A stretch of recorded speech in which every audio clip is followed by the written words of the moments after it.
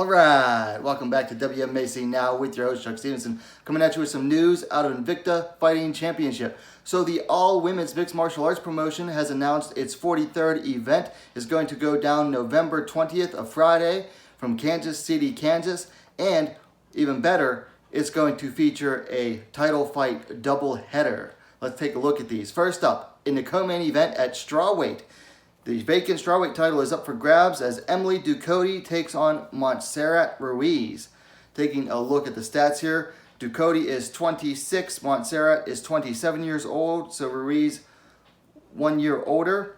Ducote is coming in with a record of 9-6. Ruiz coming in with a record of 9-1. Now, Ducote is coming off a win via unanimous decision over Juliana Lima at Invicta FC 40 in the headlining bout, whereas Ruiz is coming off a submission win over Janessa Mirandin at Invicta FC 41 in that event's headlining bout. Ducote is coming in 2 inches taller, 5 feet 2 inches, 157 centimeters, to Ruiz's 5 feet even, 152 centimeters. And Ducote is going to have a reach advantage of 64 inches, 163 centimeters, to Ruiz's 61 inches, 155 centimeters. I like this bout. It is two people who recently won headlining bouts, and considering that the current state of the Invicta strawweight division, this fight makes a lot of sense. Now, the title, of course, is vacant because the now former champion, Kanako Murata, just got signed to the UFC. I believe she already has a bout lined up against, I want to say it's Verna Jandiroba. I could be wrong on there. Don't quote me on that one. But I like this bout. It's a nice mix of styles. Ruiz coming off that really nice scarf hold key lock submission. Ducote well versed on the ground and as well. And both of these fighters have some, firecrackers in their hands. So it's going to be a nice mix. Should make for a very nice fight. Very much looking forward to this one.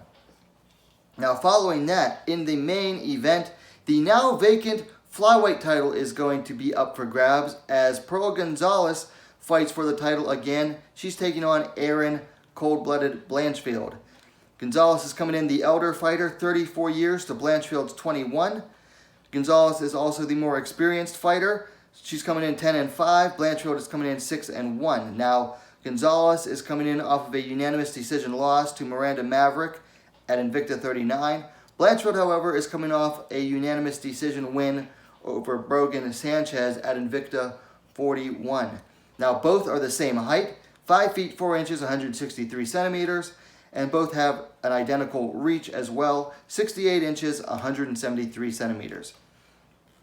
Interesting note coming into this fight is that both fighters, their most recent wins are over the same fighter, Brogan Sanchez.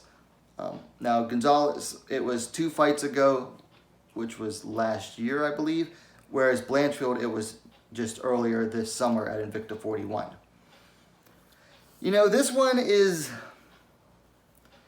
I feel like this bout kind of tells you the current state of the Invicta flyweight division, which is getting picked clean as well lately. Because Gonzalez is 1-2 in her last 3. Now, she lost her title bid via technical decision to Vanessa Porto, the now former champ. Then she gets that win over Brogan Sanchez. But now, most recently, she dropped a loss to Miranda Maverick, who is now in the UFC as well. So for Gonzalez, it's like, for me, this really states where the division is at currently, the status of it, because you have someone coming in who's 1-2 in her last 3, coming off a loss and getting a title fight. Now, Blanchard, however, is, I believe, on a 3-fight win streak since losing to Tracy Cortez. Might even be a 4-fight winning streak. Again, don't quote me on that. I don't have Tapology open at this moment. No surprise, really, that Blanchard was getting his title shot. I almost expected her to get it against Vanessa Porto. However, Vanessa Porto just got signed to Bellator. That's why this title is now vacant. As far as the matchup goes,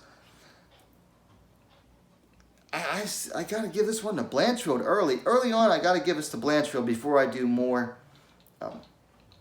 tape study on these two. Of course, it's 2 months away, so plenty of time to do that. But Blanchard, I got to give the submission skills to her. And I'll tell you what, her striking has improved a lot. Now, it's not completely put together, but I really like what I've seen in the improvements from her. She's young, she's building some hype behind her, but it's well earned in my opinion. It's not just hype, it is like genuine recognition that she's getting. Either way, probably whoever wins probably gets, well, if Blanchard wins, expect her to get signed to the UFC within a week and pick up a short notice fight. Probably the same for the winner of the strawweight title as well. Okay, so those are my initial thoughts on these two championship fights. Now, Invicta has not announced any other fights yet for this event. It's 2 months away in November. Expect probably about another 5 or 6 more fights to get announced between now and then. And like I just mentioned, expect whoever wins these bouts to get a call from the UFC. That seems to be the way with Invicta champions lately, other than atomweight, whoever can, and featherweight too. Whoever seems to win a title gets an immediate call out. So don't expect whoever wins these vacant titles to hold them for very long.